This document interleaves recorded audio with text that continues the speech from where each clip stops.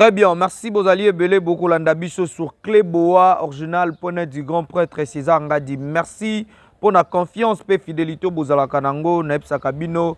Confiance et fidélité na bino, Nepsa Kabiso courage, to servir bino na ta oyo, beaucoup la biso, to servir bino. Nous sommes en direct de Kinshasa. Toko la Kisabino Oizali Bongo. Compte rendu, il y a conseil de ministre et les Kaki Mokolo. Il y a vendredi 24 juin 2022 dans la République démocratique du Congo. Et c'est le conseil de ministre et les Kaki Bongo na vision conférence des Alaki présidé na Emoko. Le président de la République, Félix Antoine Tshisekedi Tshilombo Baksela Kaye, béton ndenge bana Kinshasa balingaka kobenga ye kasi na kati ya masolo wana na bosolo na ye na ba ministre mokonzi ya mboka kende kobeta sete na likambo etali xénophobie aboyi likambo wana na République démocratique du Congo akosenga kimia na peuple congolais tozala toujours liso likolo liso poete monguna aiba kokota te na mboka na biso République démocratique du Congo tolanda o ezala kibongo conseil de ministre ya vendredi 24 juin 2022 na ville province à Kinshasa et pinga ina bino tokutani prochainement. Au revoir, bye. Mansa Musique et Primus présentent le concert de l'histoire, le show de la réunification. Wenge Musica 4x4 BCBG, 25 ans après, ils seront tous là. Le 30 juin 2022 au stade des Martyrs à Kinshasa, venez vivre le show de l'année avec les anges adorables. Wenge Musica 4x4 BCBG, Yabiso Wenge. Prix 5000 francs congolais. Ouverture des portes à 10h. Infoline 09 00 11 51 16. Une production Mansa Musique. La République, chef de l'État, a porté sur 4 points, à savoir de la situation sécuritaire à l'Est et de la lutte contre les violences communautaires. Le président de la République a rappelé au Conseil que notre pays fait face à une agression perpétrée par un groupe terroriste d'inspiration étrangère avec l'appui irréfutable du Rwanda. Cette situation de rupture de paix aux conséquences humaines, économiques et sociales désastreuses menace encore une fois de retarder le décollage tant attendu de notre pays et contraint non sans mal les principes d'intégration de peuples tant vantés par notre organisation continentale Union africaine. Conscient de sa situation géostratégique singulière et de son positionnement au cœur du continent, notre pays a pour vocation de jouer un rôle moteur dans le développement du continent. C'est dans cette optique que notre pays est membre de la Commission économique des États de l'Afrique centrale, CEAC, de la Communauté de développement de l'Afrique australe, SADC, et récemment de la Communauté de l'Afrique de l'Est, EAC, dans la perspective de la construction d'une paix durable par le renforcement des liens et des échanges entre le peuple de ces différentes sous-régions.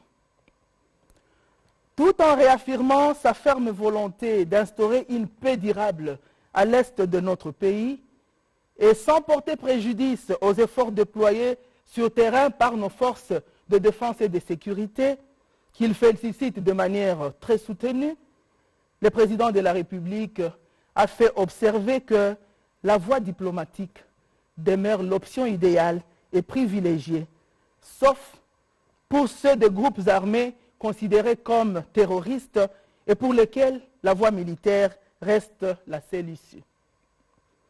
Le chef de l'État a félicité les groupes armés qui s'engagent déjà et résolument sur la voie de la paix en déposant les armes. Il a encouragé les autres groupes armés à venir au bon sens et à la raison en faisant de même. Il a réitéré sa reconnaissance à l'endroit du peuple congolais qui s'est mobilisé spontanément à travers de marches pacifiques et des initiatives de soutien à nos vaillantes forces de défense et de sécurité. Par ailleurs, le président de la République a rappelé avec insistance l'obligation de ne pas sombrer à la tentation de l'ennemi en évitant de tout discours, tout acte, toute attitude qui friserait la haine, la discrimination, la stigmatisation et la xénophobie, qui céderait le pas à l'ennemi qui a toujours joué à la victimisation pour en faire un fonds de commerce rentable auprès des instances décisionnelles internationales. Le peuple congolais doit continuer à prouver à la face du monde qu'il demeure un peuple pluriel, accueillant, pacifique et hospitalier. Car la République démocratique du Congo est et restera une nation, un vivier de cohabitation pacifique entre communautés dans ce vivre ensemble richement divers qui a toujours fait sa force. Le chef de l'État a chargé la ministre d'État, ministre de la Justice et garde de Sceaux, à mener des enquêtes approfondies sur tous les prétendus actes de violence communautaire en rapport avec la guerre de l'Est et de lui faire rapport. Et le vice-premier ministre, ministre de l'Intérieur, décentralisation et affaires coutumières, a été chargé de veiller à la sécurisation physique de toutes les communautés qui ont choisi la République démocratique du Congo comme leur deuxième patrie. Il a enfin exhorté toutes les communautés à promouvoir un climat d'harmonie et de dialogue permanent et de compréhension dans un esprit d'interdépendance, car aucune communauté ne peut se suffire à elle-même et vivre en vase clos. 2. De l'opérationnalisation des établissements liés à la couverture santé universelle. Le président de la République a dû prendre acte de la signature des 5 décrets portant création, organisation et fonctionnement des établissements publics d'appui à la couverture santé universelle en date du 9 avril 2022 par le Premier ministre. Ces nouvelles structures, a martelé le président de la République, doivent sans plus tarder être opérationnelles en insistant sur le bon usage pour accélérer le processus de la mise en œuvre de la couverture santé qui est une promesse phare de son programme. Il a invité le gouvernement à accompagner ce programme tout en veillant au strict respect de ce nouveau cadre institutionnel afin d'éviter toute fragmentation du processus de mise en œuvre. Dans le cas d'espèce, la couverture santé universelle nécessite une mutualisation des ressources pour améliorer tant la prise en charge financière que l'offre médicale, notamment pour les populations les plus vulnérables de notre pays. Le Premier ministre et tous les ministres concernés ont été exhortés à entreprendre la migration du système actuel de prise en charge médicale de fonctionnaires de carrière ainsi que de hauts fonctionnaires et assimilés vers celui prévu par la couverture santé universelle pour accélérer sa mise en œuvre. 3. De la bonne tenue des finances publiques et exécution des dépenses prioritaires. Le président de la République a rappelé au Conseil que la gestion des finances publiques au courant de cette année reste caractérisée par des efforts de mobilisation accrus de ressources intérieures et une rationalisation des dépenses publiques. Cette politique, qui est à saluer, permet au Trésor de constituer de marges de trésorerie suffisantes, utiles à l'exécution des dépenses prioritaires. Malgré un environnement international caractérisé par les incertitudes du fait notamment de la persistance de la crise russo-ukrainienne, la bonne tenue des finances publiques offre au gouvernement une fenêtre d'opportunité pour faire face aux enjeux majeurs de l'heure, à savoir les défis sécuritaires et électoraux. Il a rappelé que le respect de l'engagement du gouvernement en matière d'affectation de recettes supplémentaires, tel que repris dans le mémorandum de politique économique financière, crédibiliserait davantage notre pays vis-à-vis de ses partenaires.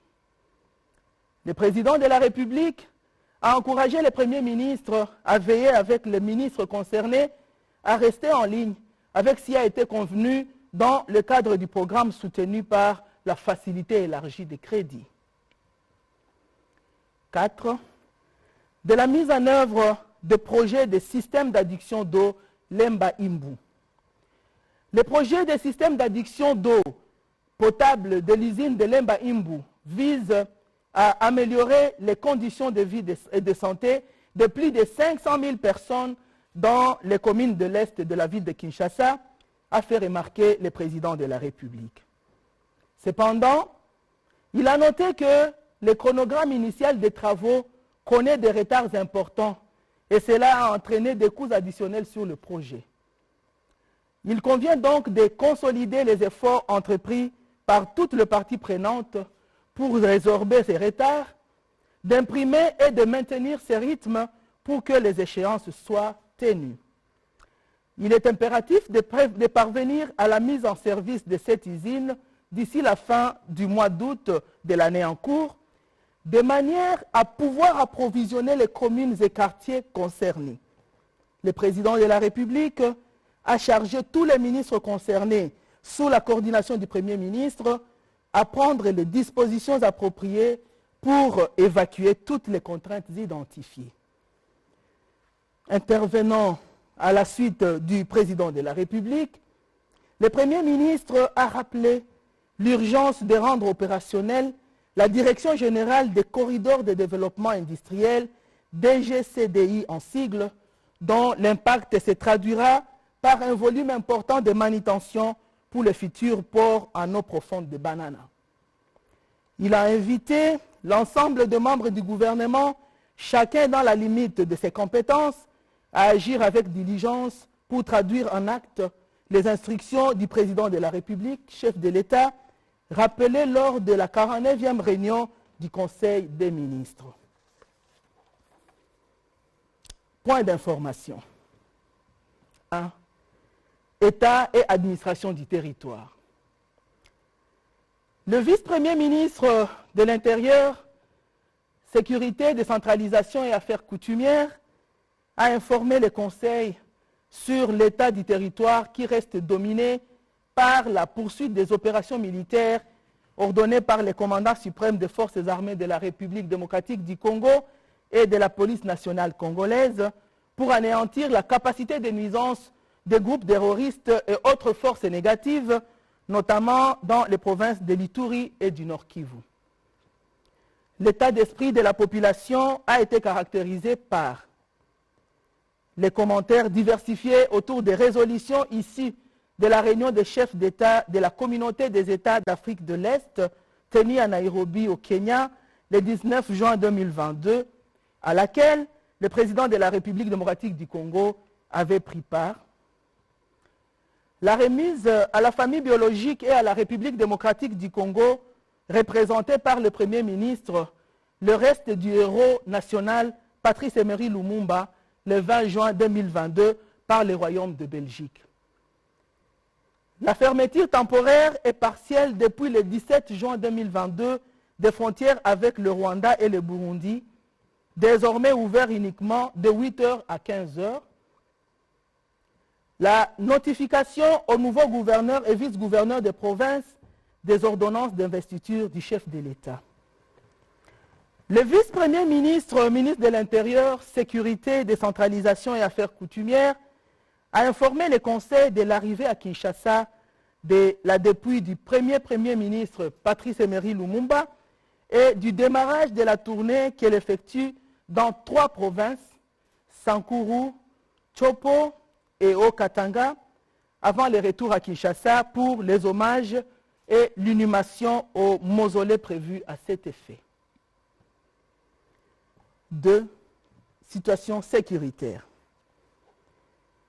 Le ministre de la Défense nationale et ancien combattant est revenu essentiellement sur les opérations militaires en cours menées par les forces armées de la République démocratique du Congo contre le Rwanda sous couvert des terroristes du M23 et des ADF-MTM. Il a épinglé notamment les efforts de la défense du territoire national face à la violation de nos frontières par l'armée rwandaise dans le Nord Kivu et l'attaque des terroristes ADF-MTM dans les territoires de Beni et d'Irumu. En ce qui concerne la mise en place d'une force sous-régionale décidée au terme du conclave des chefs d'État de la communauté d'Afrique de l'Est pour appuyer nos forces de défense et de sécurité, le ministre de la Défense nationale et ancien combattant a indiqué qu'elle sera composée des éléments venus du Soudan du Sud, du Burundi et de l'Ouganda sous le commandement du Kenya. Il a précisé que le Rwanda a été exclu de cette force régionale du fait de son association au groupe terroriste M23. Le gouvernement ne ménage aucun effort pour appuyer les forces armées de la République démocratique du Congo à accomplir leur mission. 3. Évolution de la situation de la pandémie à Covid-19. Le ministre de la Santé publique, Hygiène et Prévention a présenté la situation liée à la pandémie à Covid-19 en République démocratique du Congo. La situation générale reste stable et contrôlée dans l'ensemble de notre pays. Au cours de la semaine qui s'achève, celle-ci a été caractérisée par la baisse de l'incidence des cas de Covid-19 à 53,4%, la baisse du taux de positivité des tests de 14,1% et celle du nombre de cas importés de 57,1%. L'observance des gestes barrières et la vaccination demeurent plus que recommandées pendant que le gouvernement veille à renforcer les dispositifs de contrôle sanitaire à nos frontières, déploie plus de postes de vaccination dans les postes frontaliers et intensifie les dépistages. Le Conseil a pris acte de cette note d'information. 4. Évolution de la situation récente sur le marché d'échange ainsi que de biens et services. Invitée à prendre la parole, la gouverneure de la Banque centrale du Congo a fait l'économie de la situation du marché et d'échange des biens et services. Elle a signalé que l'économie demeure globalement stable en dépit des incertitudes qui pèsent sur les perspectives de l'économie mondiale sur fond des effets négatifs de la guerre en Ukraine et de la pandémie. Toutefois, les coûts de la vie restent élevés et alimentés par la hausse des prix des produits de première nécessité importés. La croissance estimée à 1,6% pour 2022 est principalement portée par le dynamisme du secteur minier. La balance des biens a affiché, fin mai, un excédent qui, rapporté au PIB, représente 7,1% en 2022 contre 1,4% à la période correspondante en 2021.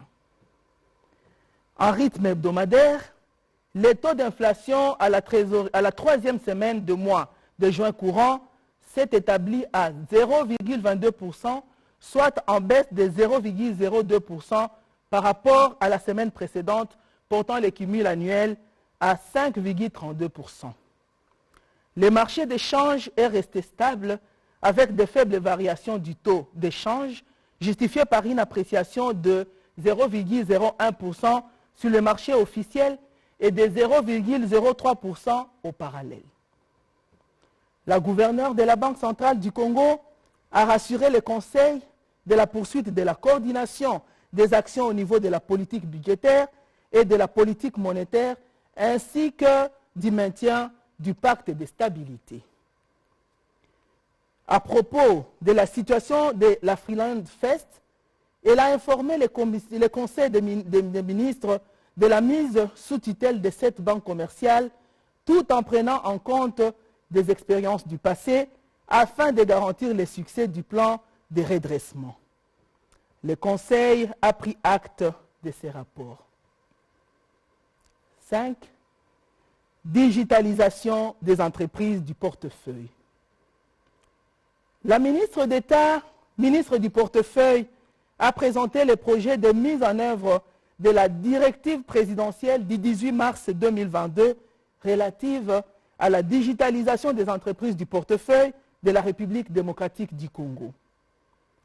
En donnant tous les détails sur les 29 entreprises qui sont concernées par cette réforme, elle a souligné que cette instruction vise, d'une part, à assurer la traçabilité de leurs opérations et d'autre part, à instaurer une gestion transparente. Ce processus de digitalisation des entreprises du portefeuille permettra non seulement d'améliorer la gouvernance et la performance en vue d'une rentabilité économique nationale transparente, mais aussi de transformer les supports papier en supports numériques pour réduire la masse des documents physiques. La mise en œuvre de cette réforme bénéficiera d'un financement privé négocié dans le but d'acquérir la plateforme avec les services mutualisés, couvrir les frais de déploiement technique, assurer la formation des équipes techniques locales et le renforcement des capacités des employés des entreprises. La ministre d'État, ministre du portefeuille, a été complétée par le ministre du numérique. Le Conseil a pris acte de ces rapports. 6. Dossier relatif à l'économie nationale. Le ministre des Finances, assumant l'intérim du ministre de l'économie nationale, a présenté au Conseil 2 rapports. L'un relatif à la situation sur les importations d'urgence du gouvernement et l'autre sur l'audit de la structure de prix des produits pétroliers. Point sur les importations d'urgence.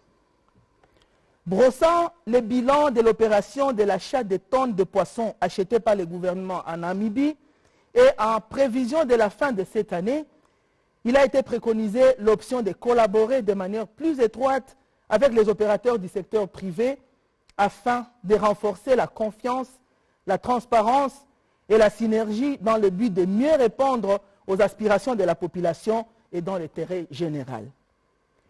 Le ministre de l'économie ad intérim a été chargé de mener ces échanges approfondis avec les opérateurs économiques du secteur et ramener des propositions au Conseil des ministres afin d'atteindre les objectifs ciblés de capturer le maximum de poissons du quota alloué à notre pays.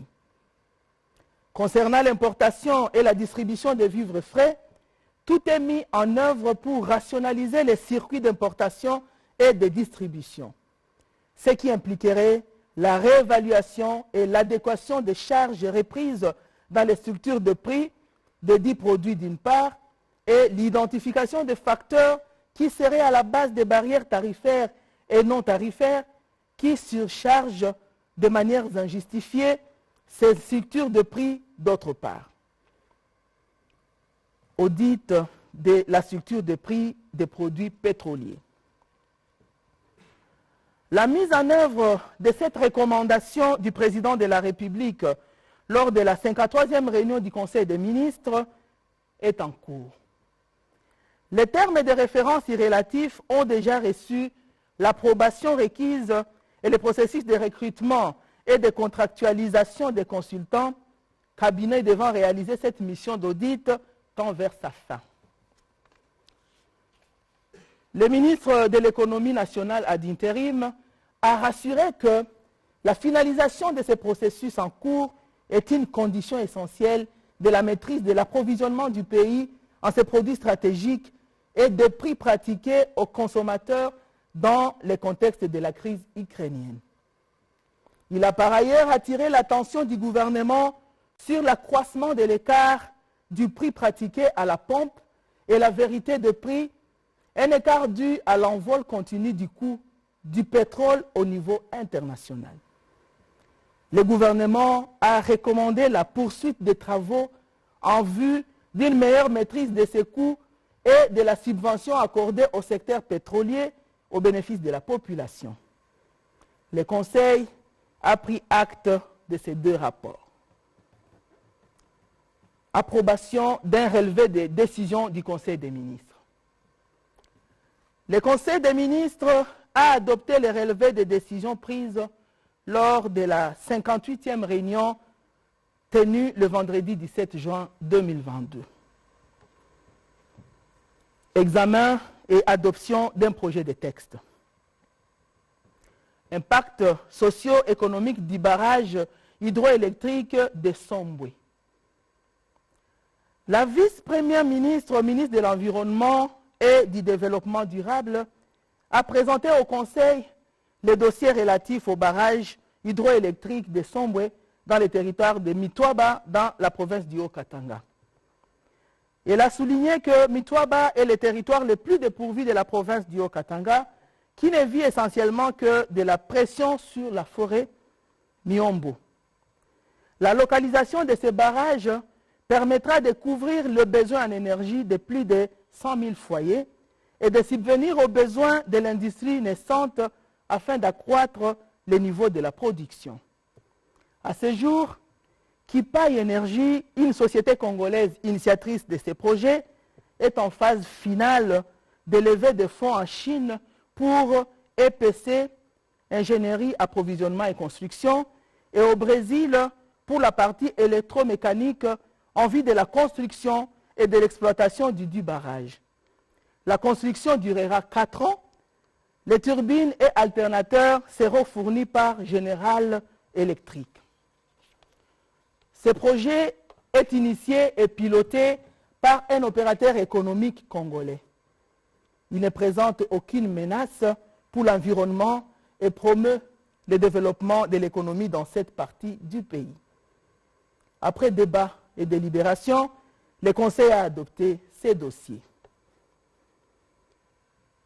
Situation de l'équipe nationale senior A de football.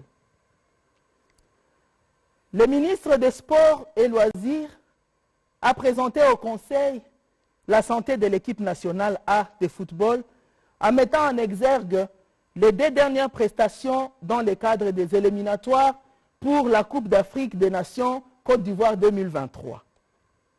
Pour le ministre, plusieurs facteurs sont à la base de cette déconfiture, notamment un encadrement technique déficient dû, entre autres, à une légèreté du sélectionneur dans les choix des techniques et tactiques. Une fédération polluée par des relations tumultueuses avec ses correspondants internationaux, CAF, FIFA, et à l'exclusion de certains de ses membres influents. Pour ce faire, le ministre a informé le gouvernement de sa décision de résilier les contrats des sélectionneurs de l'équipe nationale en s'assurant du respect des clauses contractuelles relatives à la résiliation. En attendant le recrutement d'un nouveau sélectionneur, les dispositions sont prises pour l'encadrement de nos léopards football avec l'objectif d'arracher la qualification pour la CAN 2023. Il a également informé le Conseil qu'il envisage autour d'une table la FECOFA, la direction technique nationale, les joueurs et les entraîneurs congolais en vue de réfléchir sur l'avenir de notre sélection nationale. Après débat et délibération, le Conseil a adopté ces dossiers. Commencée à 11h25, la réunion du Conseil des ministres a pris fin à 15h42. Je vous remercie.